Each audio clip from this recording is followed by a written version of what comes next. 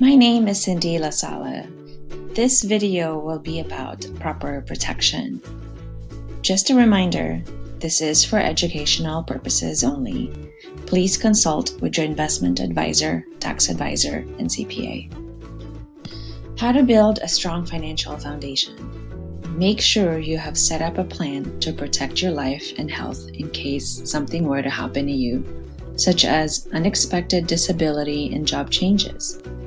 Think of your liabilities as well as how much money you will need if you live a longer life. Like building a house, you must build it from the ground up.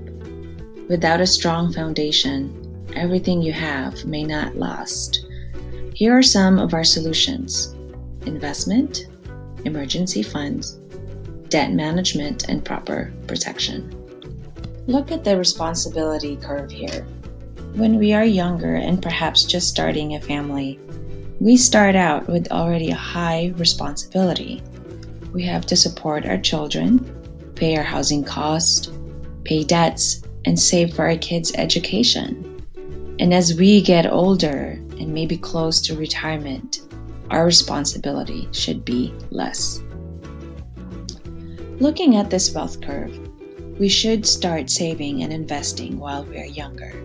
And as we get close to retirement, we should have enough wealth accumulated.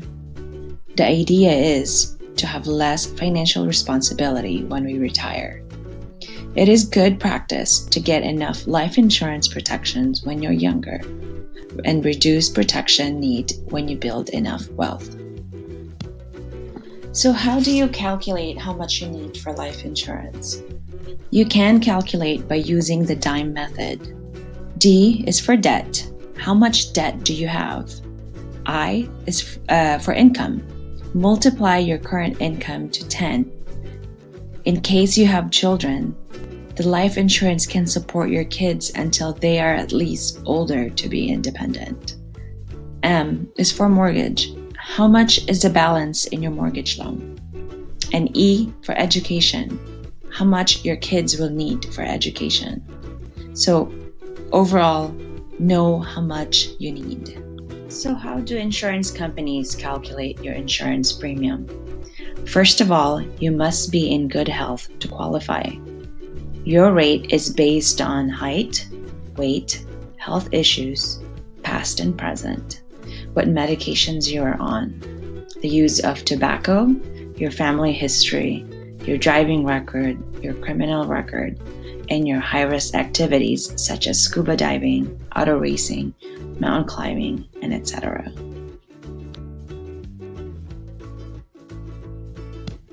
There are different rate classes that insurance companies use.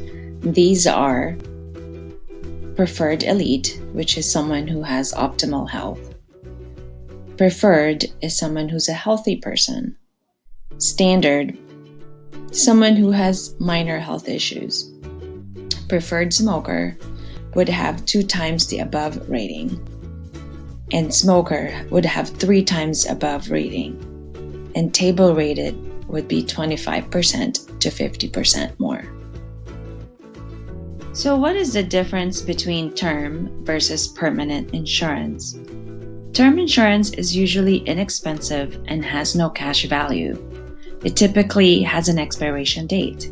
It can be 5, 10, 20, or 30 years. You can have an individual or group term insurance as well. Permanent insurance has cash savings, meaning your premium payment creates equity and is indeed called a permanent insurance because there is no expiration date. So an advantage of term insurance, like I said earlier, it is affordable and usually affordable at younger ages. It is best only if you want 20 years or less and can't afford a plan that builds cash value and a paid-up feature. Here are some disadvantages of term insurance. There is no guarantee of renewal after 10 or 20 years. You also run the risk of becoming uninsurable in 10 or 20 years or have a health change and not qualify for a preferred rate. If you miss paying your premium, the coverage might lapse. There's also no backup provision. Future renewal rates can be high. And if your policy lapses or is not renewed, the premium you paid is wasted. Group term insurance is usually bought by the employer and given to the employees as incentive plans.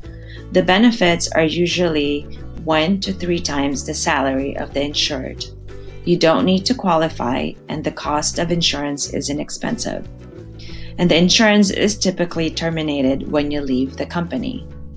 Accident and dismemberment insurance is also inexpensive, but does not offer a good value to the insured. What is the difference between whole life insurance and universal life insurance? Whole life insurance typically has a fixed level premium for life. The cash available is usually by policy loan only.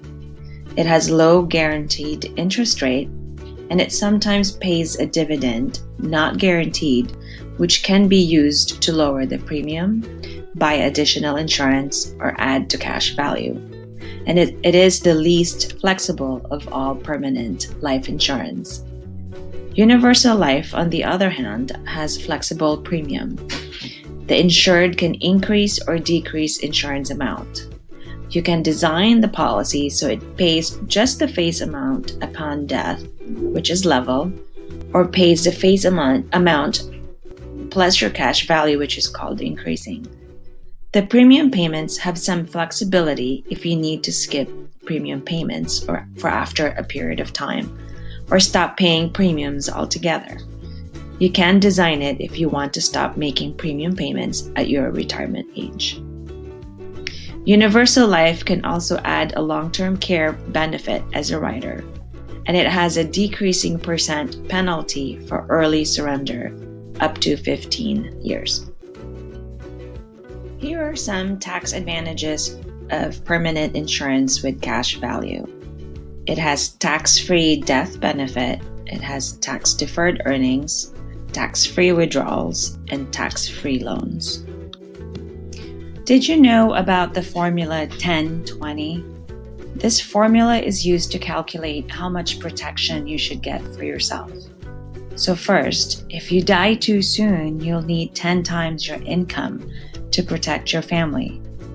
Second, if you live too long, you'll need 20 times your income for your retirement. For example, if you earn $50,000 per year, so for your protection need, or for life insurance need, you multiply 50 times 10, which is 500,000. And for your retirement need, you need 50,000 times 20, which is $1 million. So when you are making financial decisions, you should ask these questions. Can it potentially grow to achieve my goal? Is it safe enough? Does it have tax advantages? And lastly, does it have proper protection? So here's a summary of what we have discussed regarding term versus permanent insurance. So what is typically best for me? If I have little money but want to protect my spouse and 3 kids, I should buy term. If I want long-term growth with my life insurance and I understand the market risk, I should buy the VUL. If I want a life policy with long-term growth but don't want to lose money, I should buy the Index Universal Life Insurance. If my parents have health issues but I want them to have some coverage, I should buy them the final expense. If you need more information on proper protection in life insurance, estate planning, debt management, increasing cash flow, asset accumulation, and retirement planning, please contact us with the information provided here or the person that sent you this video. Thank you.